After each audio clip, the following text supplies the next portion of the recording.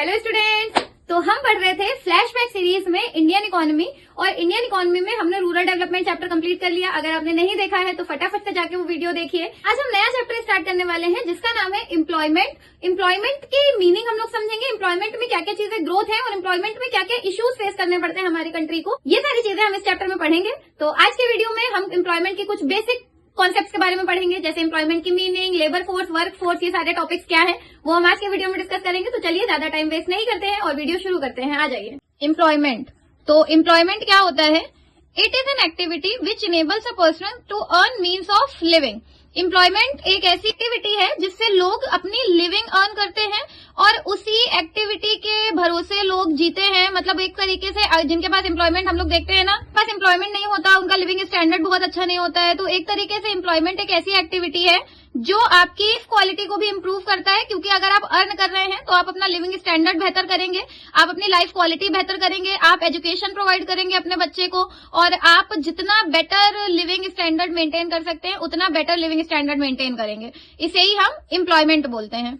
Employment में worker आते हैं क्योंकि वही लोग काम करते हैं। लेबर फोर्स आता है। लेबर फोर्स क्या होता है, लेबर सप्लाई क्या होती है, ये सारी चीजें मैं अभी आपको समझाती हूँ। तो पहले हम समझते हैं वर्कर क्या होते हैं।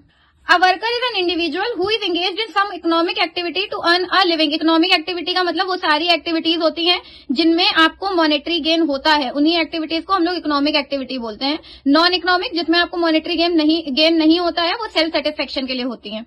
तो worker is a person who is engaged in some economic activity to earn a living. कोई भी ऐसा इंडिविजुअल, कोई भी ऐसा पर्सन जो अपनी लिविंग को अर्न करने के लिए, कुछ पैसे अर्न करने के लिए किसी ना किसी इकोनॉमिक एक्टिविटी में एंगेज्ड है, मतलब ऐसा काम कर रहा है से उसको मॉनेटरी गेन हो रहा है, तो उसकी इकोनॉमिक एक्टिविटी हो गई। तो कोई भी ऐसा पर्सन जो ऐसी एक्टिविटीज में इन्वॉल्व है, एंगेज्ड है, अपना टाइम दे रहा है, उसको उस एक्टिविटी से पैसे मिल रहे हैं, उसे हम इकोनॉमिक एक्टिविटी बोलते हैं, और वो ही पर्सन वर्कर होता है। सिर्फ लीगल एक्टिविटीज आती हैं, जो एक्टिविटीज लॉ के अकॉर्डिंग सही हैं, चोरी डकैती ये सब एक्टिविटी जो लोग करते हैं उन्हें आप वर्कर नहीं बोलते हैं। वर्कर के टाइप्स क्या होते हैं? तो मेजरली दो टाइप के वर्कर होते हैं, सेल्फ एम्प्लॉयड वर्कर और हायर्ड वर्कर। हायर्ड वर्कर के कुछ सब टाइप्स भी हैं। पहले हम लोग समझते हैं सेल्फ एम्प्लॉयड वर्कर कौन से होते हैं। तो सेल्फ एम्प्लॉयड जैसे नाम में ही है, सेल्फ एम्प्लॉयड का मतलब है जो लोग बिजनेस करते हैं, बेसिकली जो लोग अपना खुद का काम करते हैं, उनका कोई बॉस नहीं है, कोई एम्प्लॉयर नहीं है, वो अपना की एक्टिविटीज में इन्वॉल्व है और उससे ही वो उनकी इकोनॉमिक एक्टिविटी है और उससे ही उनको इकोनॉमिक गेन भी हो रहा है, यानी उन्हें पैसे भी मिल रहे हैं, तो उसे ही हम बोलते हैं self employed worker. Hired worker कौन से होते हैं? जो किसी के अंडर काम करते हैं। वर्कर्स को सैलरी वेजेस पे रखा जाता है, जिनका कोई ना कोई एम्प्लॉयर होता है, कोई ना कोई बॉस होता है, उन्हें ही हम हायर्ड वर्कर्स बोलते हैं। इसी वजह से हायर्ड है, इनको हायर किया जाता है, किसी के अंडर में काम करते हैं, किसी के अंडर परफॉर्म करते हैं, इनका खुद का काम नहीं होता है। जैसे किसी स्कूल में टीचर। हायर्ड वर्कर के दो सब टाइप्स हैं, कैजुअल वर्कर्स और रेगुलर वर्कर्स। कैजुअल वर्कर्स क्या होते हैं? कैजुअल वर्कर्स का मतलब जिनको कभी कदार काम मिलता है, जो रेगुलरली एम्प्लॉयड नहीं है। जैसे फॉर एग्जांपल जब दिवाली का टाइम आता है तो बहुत सारे ऐसे लोग होते हैं जो एम्प्लॉयड हो जाते हैं, उन्हें काम मिल जाता है, तो उस टाइम पे काम ज्यादा होता है, लेबर की डिमांड ज्यादा होती है, तो वो कैजुअल वर्कर्स होते हैं जो through out the year employed नहीं होते हैं, बट कभी कभी उनको एम्प्लॉयमेंट मिलता है। रेगुलर वर्कर्स क्या होते हैं? उनको सैलरी और वेजेस मिलती है मंथली और 6 मंथली बेसिस पे, और जिस भी बेसिस पे उनको मतलब सैलरी और वेजेस मिलती है, और वो परमानेंटली एम्प्लॉयड होते हैं, मतलब वो दिन के जो स्टैंडर्ड वर्किंग आवर्स हैं यानी 8 आवर्स वो उसमें काम कर रहे हैं, उन्हें हम रेगुलर वर्कर्स बोलते हैं।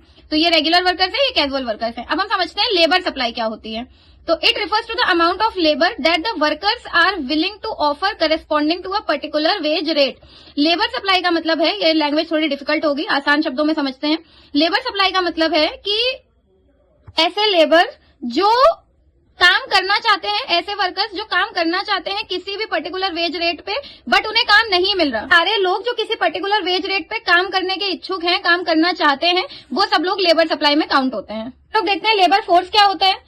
तो it refers to the number of workers actually working और विलिंग टू वर्क। इसका मतलब वो वर्कर्स हैं वो जो एक्चुअली काम कर रहे हैं या काम करना चाहते हैं, उन्हें हम लेबर फोर्स कहते हैं। तो डिफरेंस है, लेबर सप्लाई सारे वर्कर्स और लेबर फोर्स वो वर्कर्स जो एक्चुअली काम कर रहे हैं।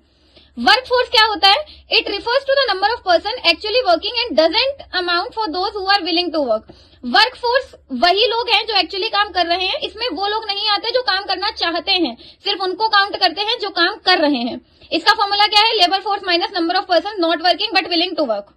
ओके, कैजुअलाइजेशन हम समझते हैं क्या होता है। It refers to a situation when the percentage of casually hired workers in the total workforce tends to rise over time. Situation जहां पे कैजुअल हायर्ड वर्क फोर्स बढ़ने लगे एक टाइम पीरियड में, उसे ही हम बोलते हैं कैजुअलाइजेशन। तो स्टूडेंट्स, ये था आज का वीडियो एम्प्लॉयमेंट के ऊपर। ज्यादा बड़ा चैप्टर नहीं है, 2 से 3 वीडियोस में कंप्लीट हो जाएगा। तो अपनी अपनी बुक से इन डिटेल अच्छे से रीड करिए। कोई भी डाउट हो तो कमेंट सेक्शन में बताइए। वीडियो को लाइक करिए, दोस्तों के साथ शेयर करिए और चैनल को सब्सक्राइब करिए। Thank you so much.